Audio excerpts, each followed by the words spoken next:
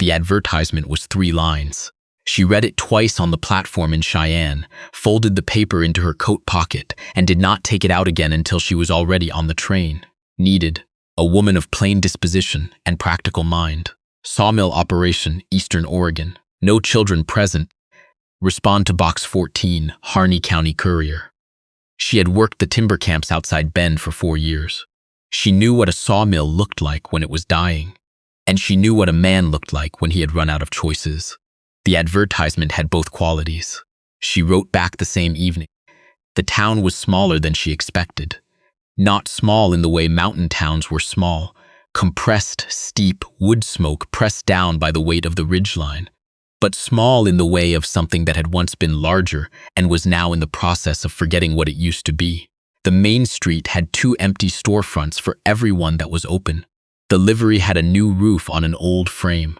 The mill wheel she could see from the stage road was turning, but slowly, the way a wheel turns when it is doing the work of memory rather than the work of production. He was waiting on the porch of the freight office.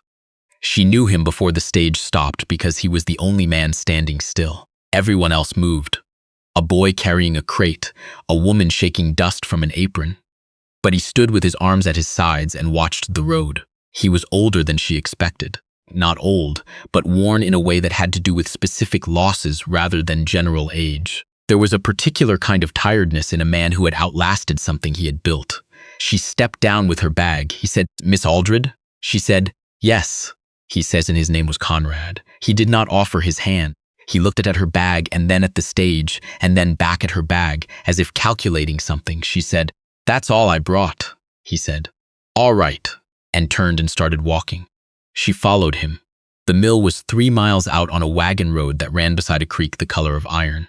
She watched the trees as they passed. Douglas fir, some of it good, some of it second growth that had come in scrubby after a fire she guessed was 15 or 20 years back. She could tell by the diameter of the trunks. She had learned to read forests the way some people read faces. He did not speak much on the ride. He told her the creek ran strong through spring, but dropped in August. He told her there was a second man on the property, name of Vance, who had worked the mill for 6 years. He told her the cook had left in March, and no one had replaced her. She did not ask why the cook had left. When they came around the last bend and she saw the mill yard, she took in the whole picture at once.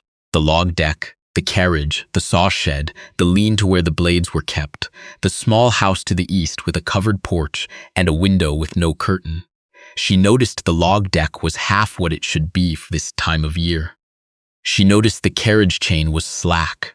She noticed there were 2 horses in the paddock where there had likely been 4, based on the size of the paddock and the wear of the ground. He helped her down from the seat. She did not need the help, but she did not refuse it. He said, "I'll show you the house." The house was clean in the way of a place where things had been removed rather than organized. There was furniture, and there was space where furniture used to be. There was a stove that was good, a table that was solid, a window that let in afternoon light. There were no curtains anywhere. She noted that the previous woman had taken the curtains when she left, or perhaps there had never been a woman before, and curtains had simply never been considered. He showed her the bedroom, which was on the south side of the house. He showed her where the well was and told her it ran clear all year. He told her she was welcome to use whatever was in the kitchen and that he took his meals in the house when he was not working late. She looked at the stove. "What do you usually eat?" he said. "Whatever keeps." That evening she made a proper meal. Salt pork, beans from the sack in the pantry. She soaked them for 2 hours before starting them, which meant supper was late, but they were soft and right. Cornbread cooked in the cast iron. She found a jar of pickled peppers on a high shelf and set it on the table. He came in from the mill at dusk. He washed at the basin by the door.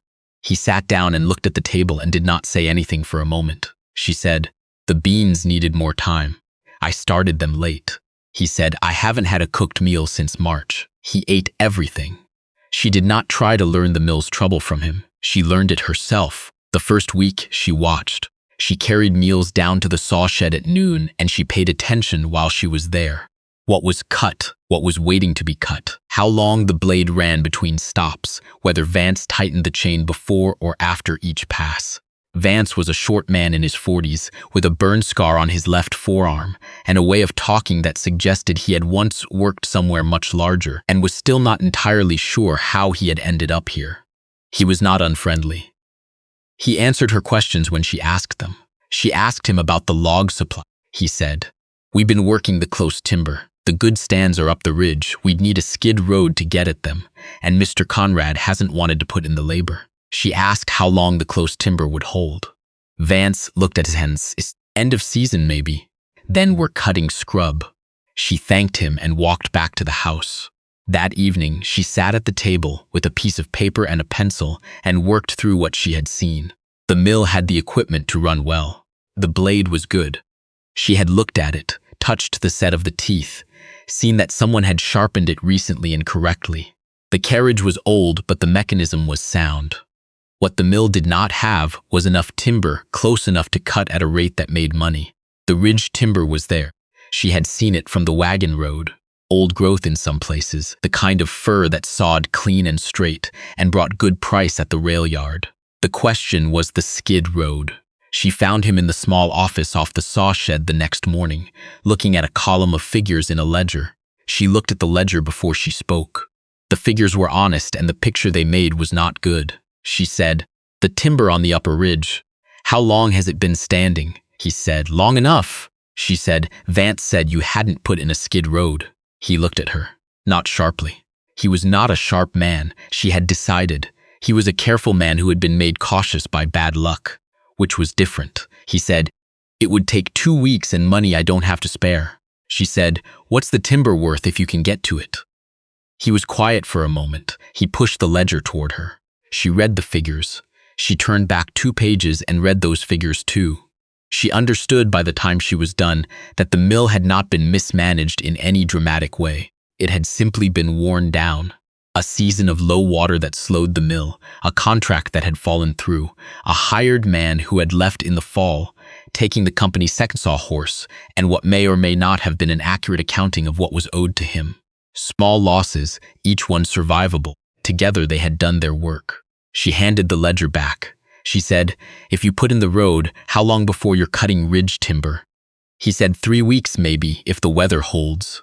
She said, "I can help cut the grade." He looked at her for a long moment.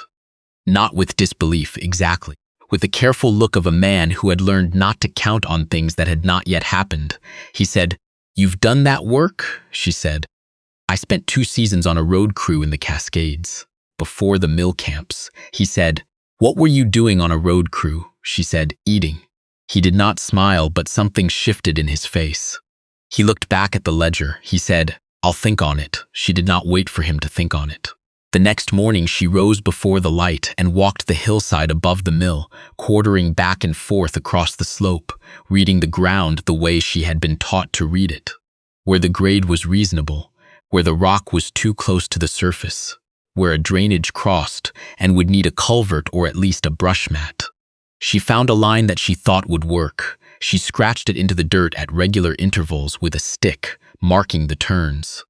Vance found her on the upper slope mid-morning. He stood at the bottom of the switchback she had marked and looked up at her. He called, "What are you doing?" She called down, "Come see." He climbed up. She showed him the line. He walked it, looking at the ground the way someone does when they know what they're looking for. He said, "This would work." She said, "I know." He said, "Conrad hasn't made up his mind." She said, "He will." She was back at the house by noon with mud on her boots and her hands and the back of her coat where she had slid on a wet section of the slope. She cleaned up and had the noon meal on the table when he came in. He sat down and she could see from the set of his shoulders that he had been thinking about it all morning. He said, "I was up on the slope." She said, "I know. I was there earlier." He said, "You marked a line." She said, "The grade is manageable. The drainage on the north side is the only problem. We'll need to cut a small culvert there." He said nothing for a moment. He ate. Then he said, "You went up there before we decided." She said, "I went to see what was possible." He looked at her. He said, "Who taught you to read a grade?" She said, "A man named Riker in the Cascades. He ran road crew for the Gilchrist operation. He was the best I've ever seen at it. He's dead now." He said, "I'm sorry." She said, "He wasn't young when I knew him." He knew the mountains the way you know your own house. He was quiet. Then he said, "We'll start the road Monday." Vance's brother Ord came up from town to help with the road work. Ord was younger than Vance by several years, quieter, more careful with tools. The kind of man who did not speak until he had thought through what he intended to say. She appreciated that she did not need conversation. She needed someone who would hold the far end of the measuring line without letting it drift. The three of them worked the road for 11 days. It rained on the third and sixth days. On the third day, she kept working. On the sixth day, they all kept working because there was nothing else to be done about it. By the end of the second week, the grade was rough but passable. The culvert was in. She had done the culvert herself on the ninth day because neither Vance nor Ord had done that work before, and she had, and there was no point in learning on this particular culvert when the water table was what it was. Conrad brought up the team on the 12th day, and they made 3 runs before dusk. The logs that came down were straight, old-growth fir, the kind that still smelled the way timber was supposed to smell, sharp and cold and true. She stood at the bottom of the road and watched the second load come in. She did not say anything. There was nothing to say that the timber didn't say for itself. Ord stayed on. There was no formal discussion of this. He simply stopped leaving at the end of the day and started eating supper at the house, and no one said anything about it. And by the second week, he was sleeping in the tack room and mending harness in the evenings by lantern light. She noted this and was glad for it. 3 people was better than 2 for what needed doing. She had begun to understand the full shape of the mill's situation. Not just the timber, but the contracts, the relationships with the buyers at the rail yard in Burns. The question of whether the mill's reputation had been damaged by 2 seasons of irregular delivery. She read through the correspondence file she found in the desk drawer of the office. She read carefully, and she noted the names and the dates and the places where promises had been made and then not kept.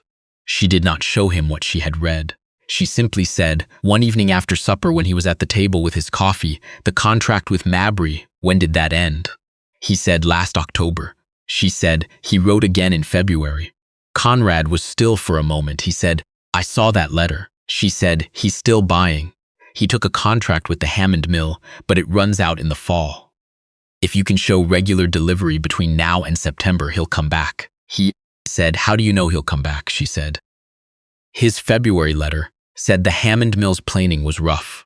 He said it twice, which means he meant it.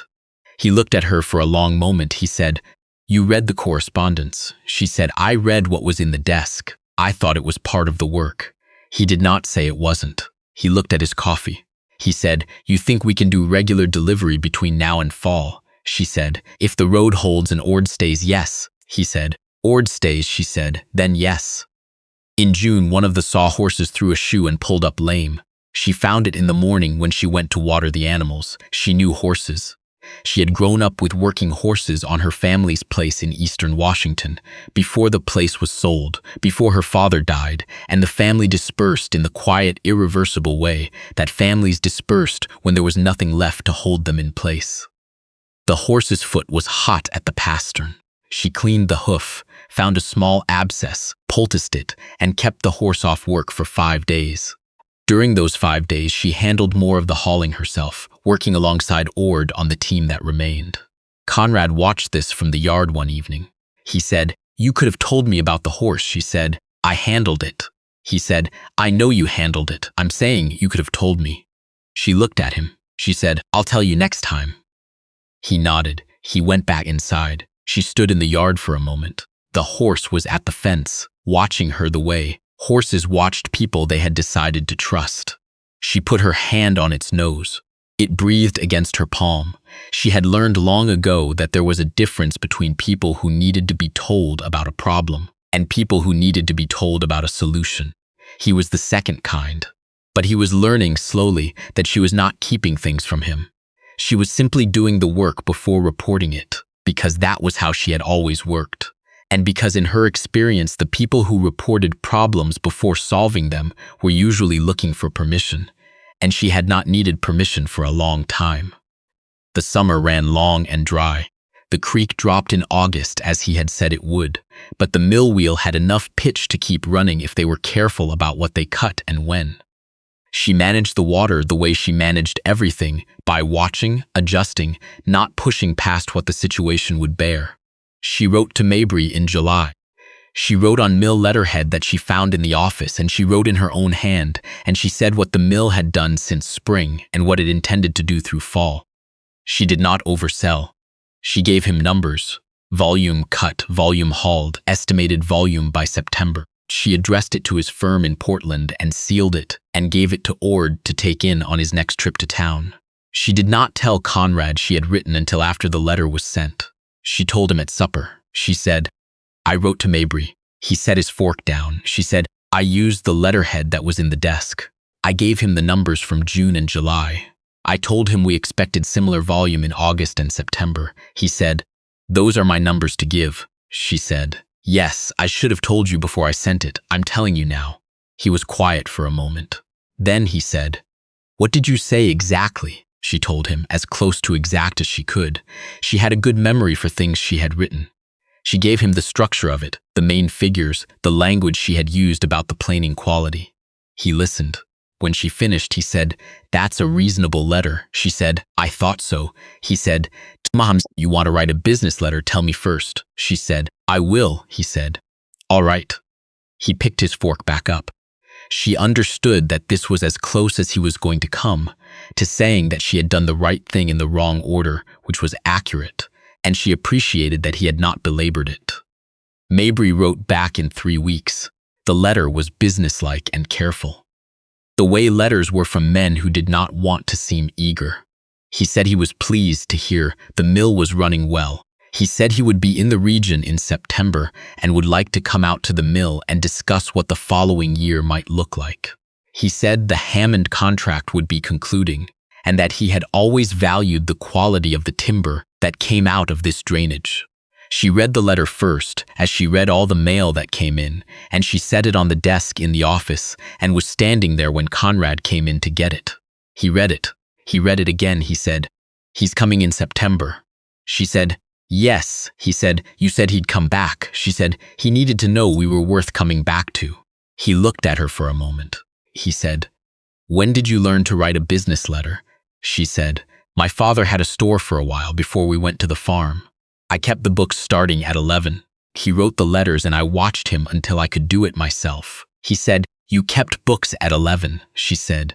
"He trusted me with them." He said, "What happened to the store?" She said, "What happens to most things? It ran its course." He did not push further. That was something she had come to notice about him. He asked a question, and when she answered it, he stopped, which was not something everyone did. Most people, when you gave them the edge of something personal, pulled at it. He didn't. She was not sure whether that was respect or disinterest. She had decided, somewhere around July, that it was respect, and that she had been slow to recognize it because she wasn't used to it. Mabry came in the second week of September.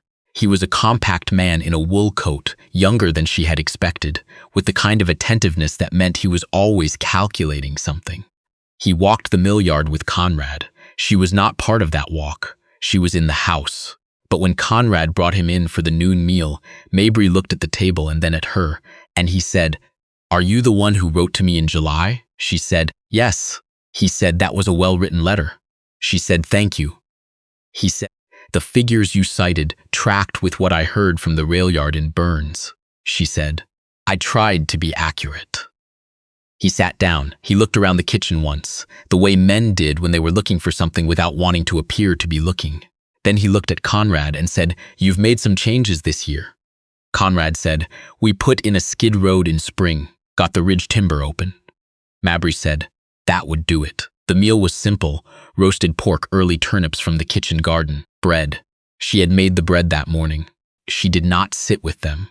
She set the food, and then she went to the office and looked over the figures for the current month, because there was work to be done, and the work did not stop for company. She could hear them talking. She could not hear the words, but she could hear the tone, and the tone was two men deciding something, which was the sound she had been working toward since April. The contract Mabry signed that afternoon was for the following year, renewable. Conrad told her about it at supper. He set the paper on the table between them, and she read it and noted the volume figures and the delivery schedule and the price per 1,000 feet. And she thought it was a fair contract, perhaps better than fair given where the mill had been in March. She said, "The delivery schedule is tight in February.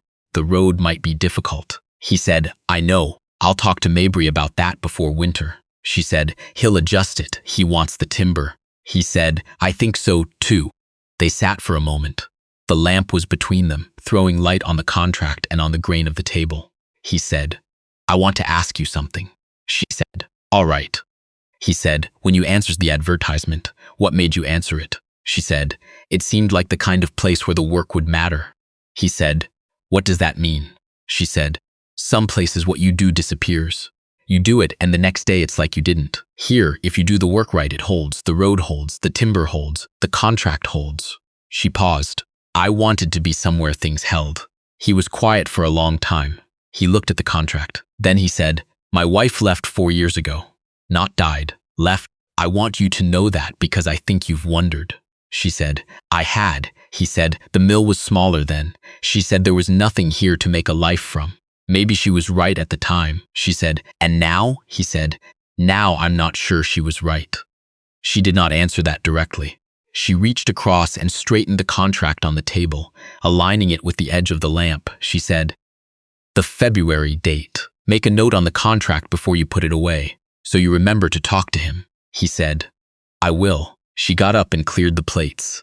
He stayed at the table for a while after, and when she looked back from the window over the sink, she could see he was not looking at the contract.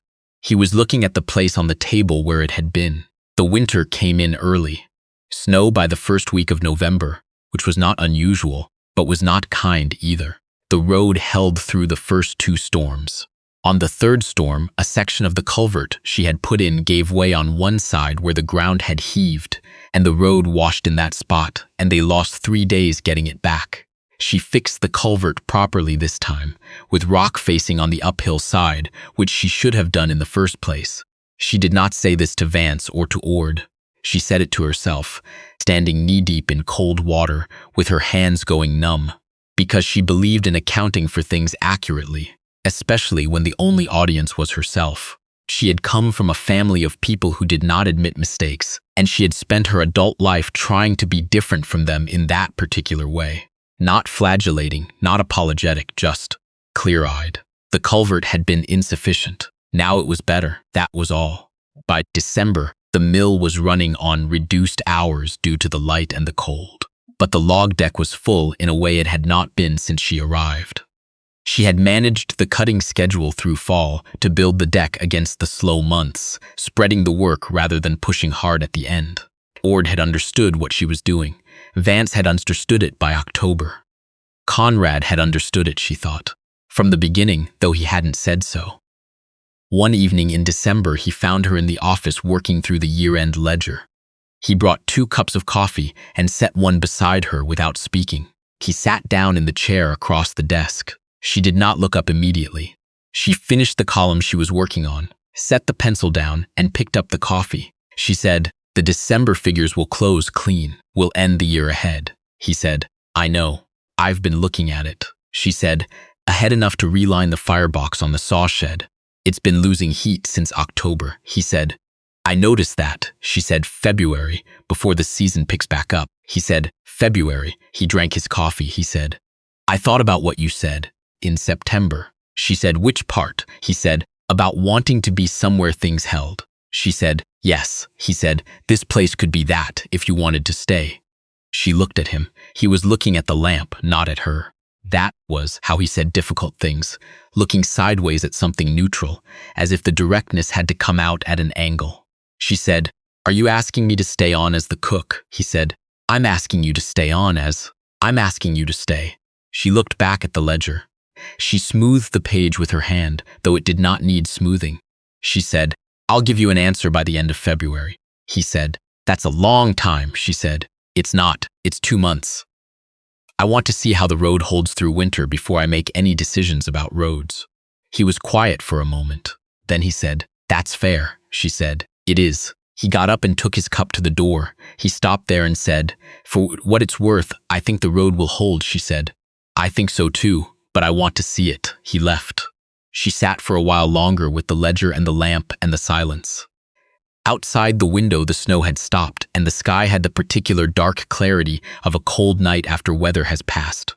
Everything still, everything sharp-edged, nothing blurred. She picked up the pencil and wrote the final figures in the column.